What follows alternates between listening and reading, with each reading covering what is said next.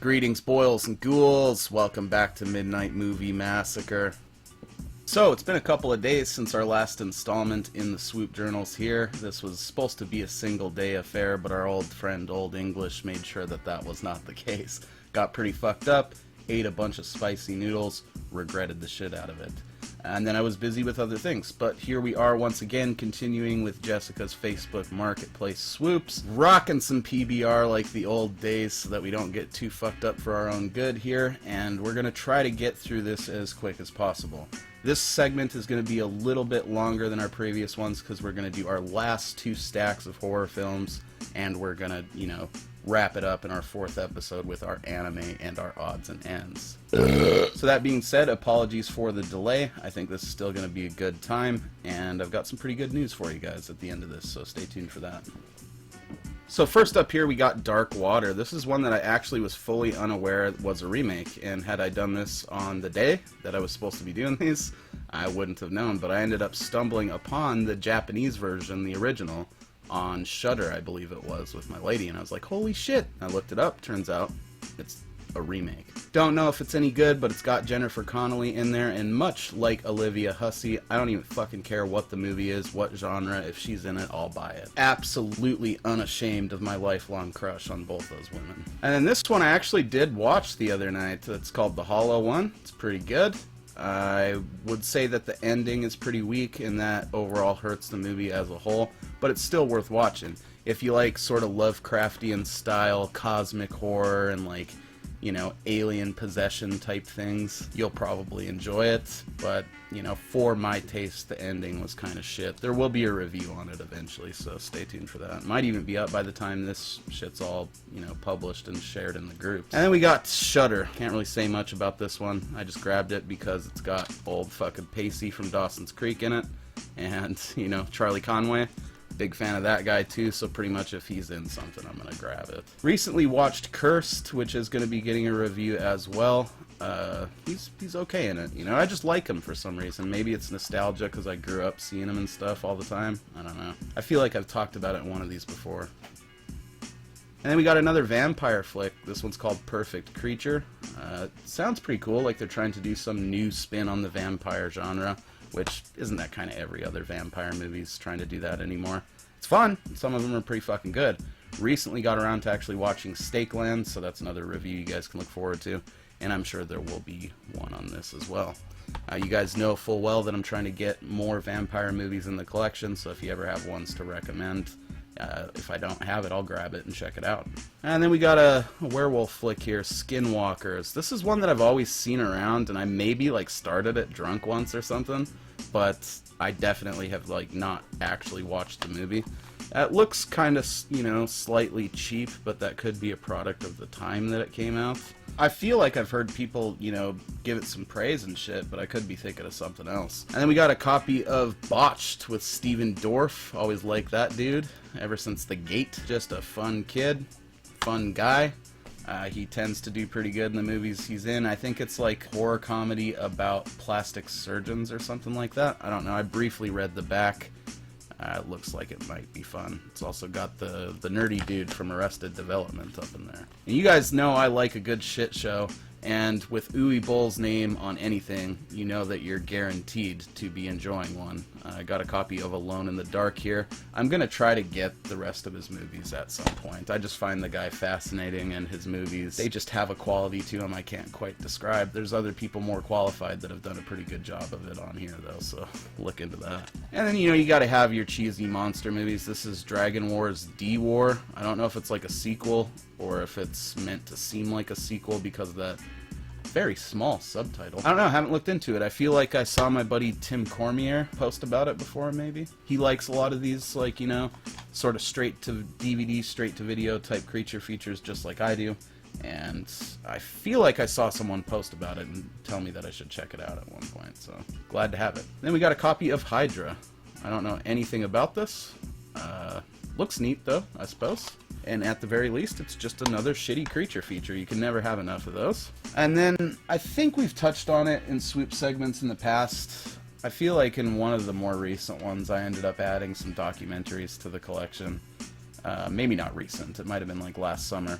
But definitely something I always like doing, and it's definitely cool when you can find horror ones, because at least in my experience, maybe it's a regional thing, but I almost never find them just kicking around in the wild. Maybe I just have bad luck, I don't know. The first is House of Darkness, House of Light. It's an Andrea Perrin interview. She's from the family that inspired the Conjuring movie, so pretty stoked to check that out. I always like when a horror movie has some connection to a real life story, or just movies in general, even if the story's bullshit. Walking Tall is a good example of that. More on that later, let me tell you. Not in this segment, but there's going to be a whole fucking video I do on Walking Tall in the future, and I might go kind of deep on it, so look forward to that. And then finally we have Fantastic Flesh, The Art of Makeup Effects. I realize almost this entire time I've been really awkwardly holding these like in front of my face. I'll try to break that habit in the second half of this bitch. Anyways, obviously this is a documentary on makeup effects. It features people like Quentin Tarantino, Wes Craven, Robert Rodriguez, George A. Romero, Eli Roth, Frank Darabont, John Carpenter, and Mick Garris.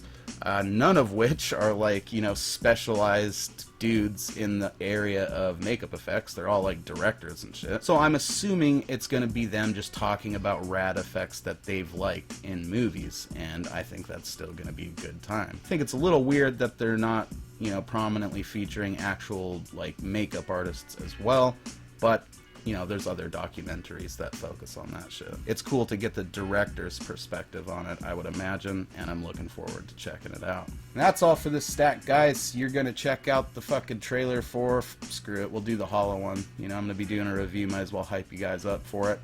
And we'll see you back here in a minute with our fourth and final stack of horror grabs from Jessica's Facebook Marketplace haul.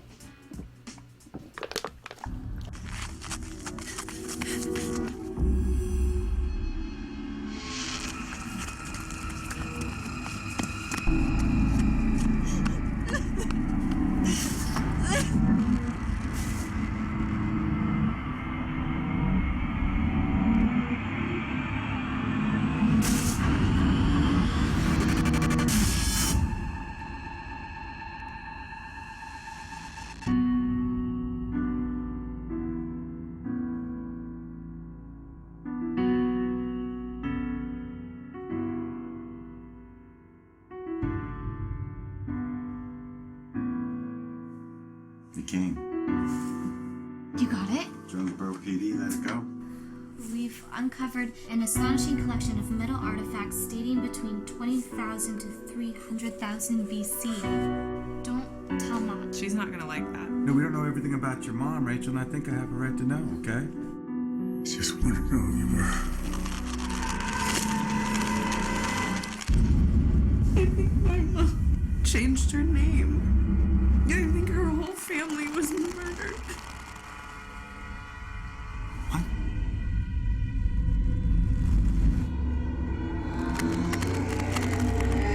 Hello?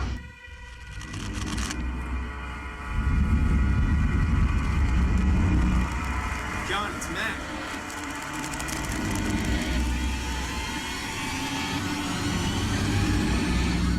Let go of them, Rachel. Commune with me.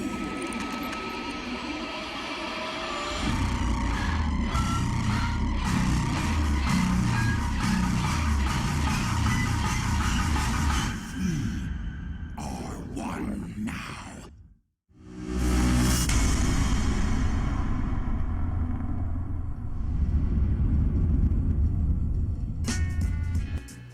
Fun fact, dude that wrote and directed the Hollow one actually came from the video game industry. I believe the Hollow one was his debut feature film. His credits include writing and directing shit on both of the Shadows of Mordor games, or the Middle-earth games, Shadows of Mordor and Shadows of War. He also created the Condemned franchise, and he worked on one of my favorite PC games of all time from childhood, and that is Shogo Mobile Armored Division. I believe he wrote it, or wrote and directed it. He also did like a Batman game or something. Look him up on IMDb, it's pretty interesting. Anywho, kicking off our final stack here, we got a pretty special swoop that I actually was able to make with my lady Jessica when I was visiting her house, and we went in person to 7-Eleven. I kind of chickened out because the dude that we were meeting from Facebook Marketplace looked like a straight up fucking serial killer. It was raining and he's out there in a fucking rain slicker looking like the dude from I Know What You Did Last Summer, and it was just unsettling. So I sent Jessica to the wolves and like smoked in the car until she got back. But we grabbed Prom Night and Prom Night 2. Now, I do have the Prom Night Remake single edition, and these are like slim set ones. These were clearly meant to be in like a slipcover together at one point. I think, though, that they're from totally different companies. Like, one's Anchor Bay and one's MGM. So I'm thinking they came from separate multi-packs, but they're still cooler releases than the way that I have the first two Prom Night movies, which is just on a multi-pack. I believe you guys that watched previous Swoop segments will be aware of that, because it was on that one that I was missing a disc from. I think it was an Echo Bridge set or something, which we have some more of tonight. And the third movie that we grabbed off of him was Happy Birthday to Me. This is the main reason that I wanted the lot that he was selling. I forget what we paid. Maybe 15 bucks? Which, honestly, I probably would have paid for this if I found it at, like, Best Buy or Hastings or something back in the day, so I don't feel bad about it at all. Jessica actually paid for it. She spoils me when it comes to this shit and doesn't really give me a choice about it. I'm not complaining, but I definitely try to return the favor when I can, you know? And that's all for that Facebook grab. Very pleased with that. Happy Birthday to Me is one that I definitely haven't seen enough. It's one of the most infamous fucking covers in horror history, and I'm very much looking forward to watching and reviewing it, along with the Prom Night movies and the remake.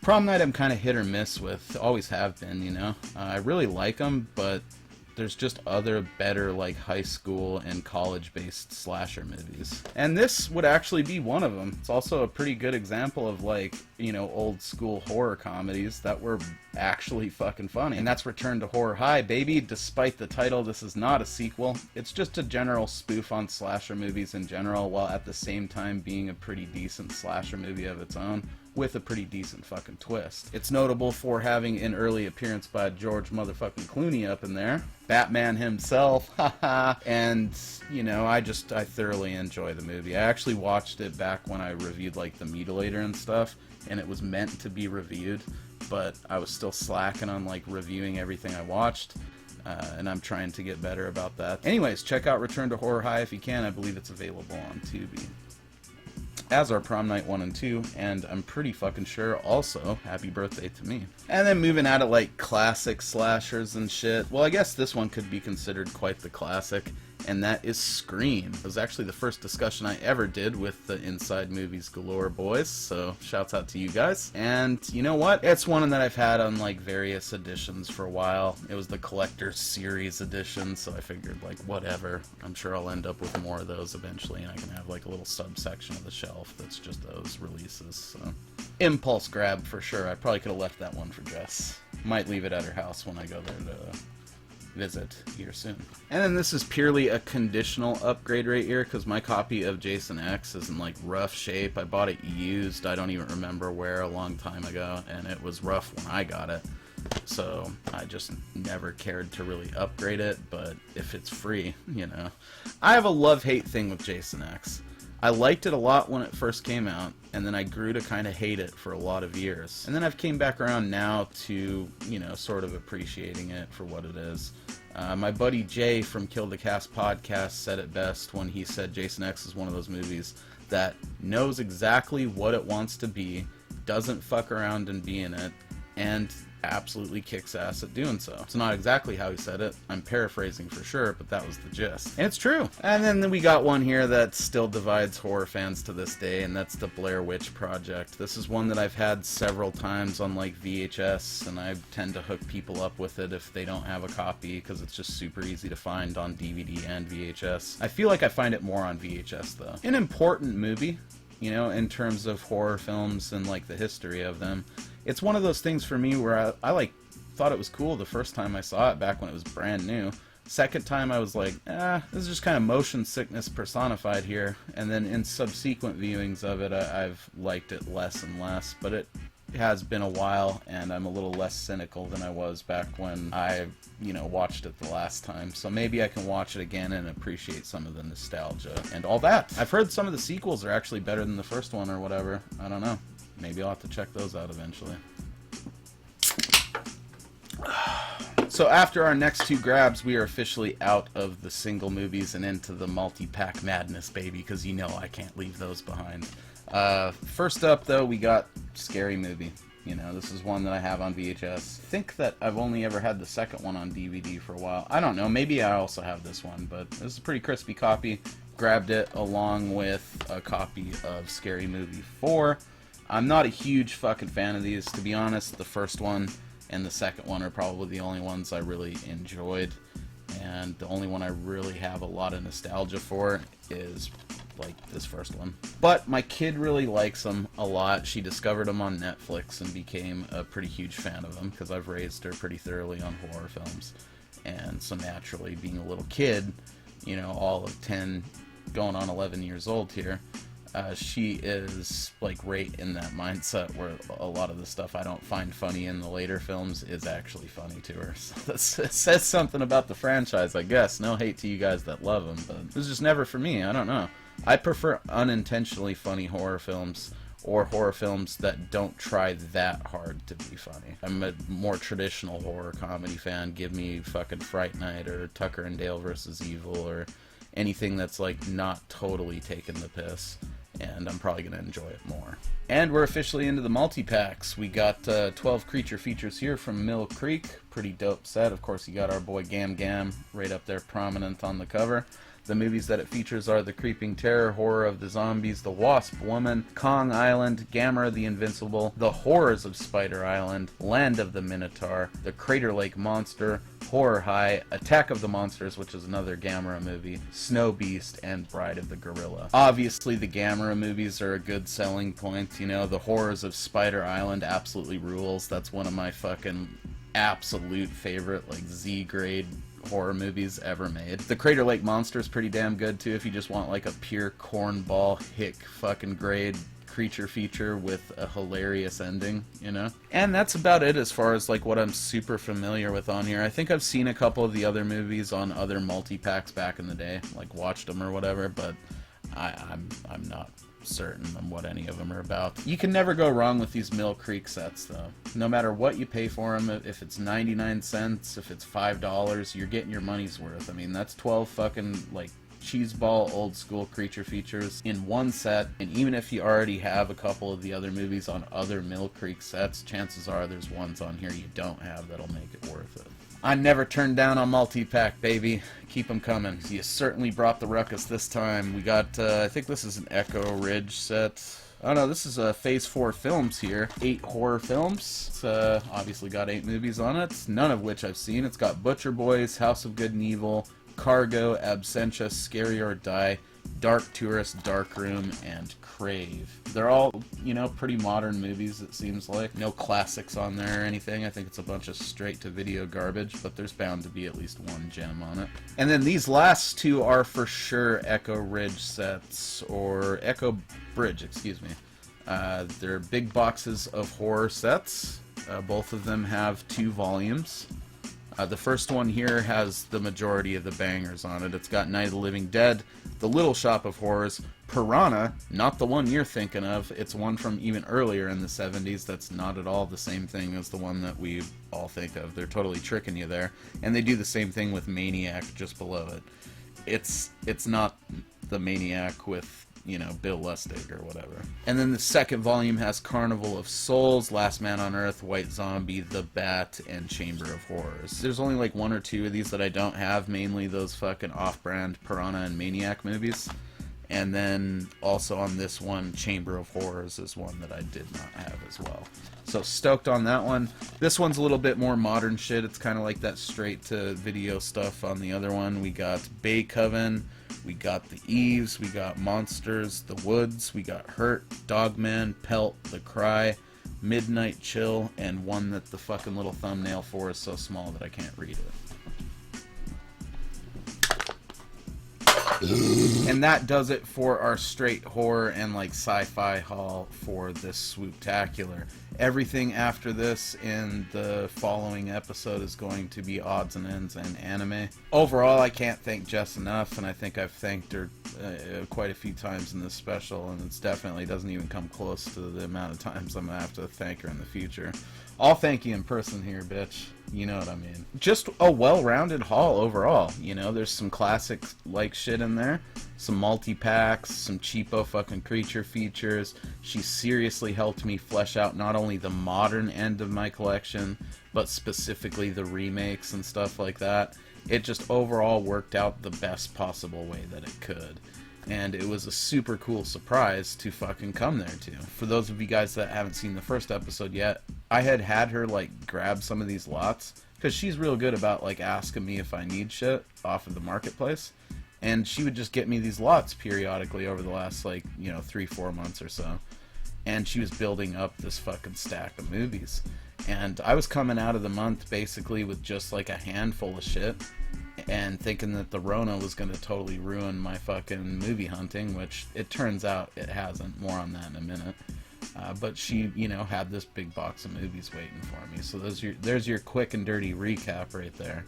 I forgot about it, and when I showed up at her house for the last visit in April, she hooked me up with it. It was like, you know, Christmas in April.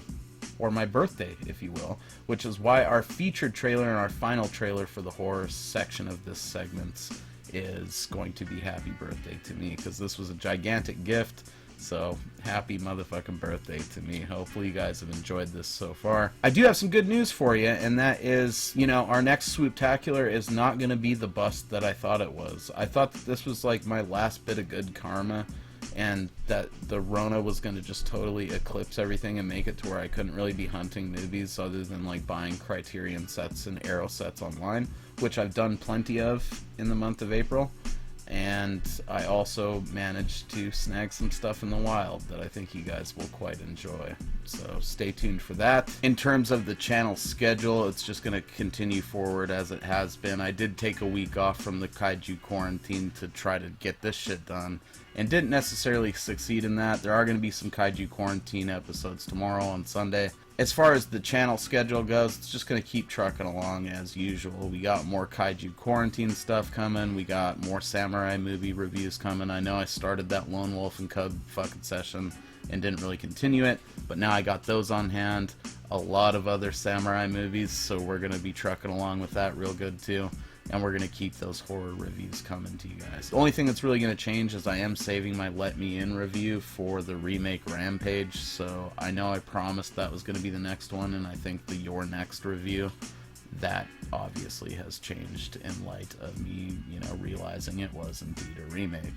So yeah, we're going to hit you with, I think it's going to be Stakeland, Cry Wolf, and the Hollow One are going to be our next reviews before we, you know, move on as far as the horror stuff's concerned. So that closes out this part of the Swooptacular. We still got a fat-ass stack of anime and odds and ends to go through, though, so I'm going to crack a couple fucking beers here, and we'll see you back in just a couple of minutes. Or a few hours. I don't know if I'm going to, like, make this public as soon as I upload it. I got a good buzz going on. I feel like sharing the joy. I might kind of, like, separate these as far as posts on the Facebook and, you know, the social medias, and make it, like, the horror, sci-fi, and Wally World grips, and then the anime and odds and ends are, like, their own separate, you know, posts. So cheers! We'll see you back here real soon. Enjoy this trailer right now for Happy fucking Birthday to Me, and, you know, share this with your friends, man. Spread the love. Not everyone can get out and do this stuff, and I feel very fortunate that I've been able to, like, obtain the shit that I have obtained during this pandemic. It's not going to end anytime soon. I've got some new fucking honey holes to hit as far as, like, Swoop and stuff, even in pandemic times. So God is my witness, none of you shall ever hunger for Swoops again. We'll see you back here real soon. Hi, Virginia. Hi. Poor Virginia. Just when the rich young snobs at Crawford High condescended to come to her birthday party, they're all being murdered in the most bizarre ways imaginable. Please help me. At the rate they're going, there'll be nobody left to go to her birthday party alive. Because of the bizarre nature of this birthday party, no one will be seated during the last 10 minutes of Happy Birthday to Me. Pray you're not invited.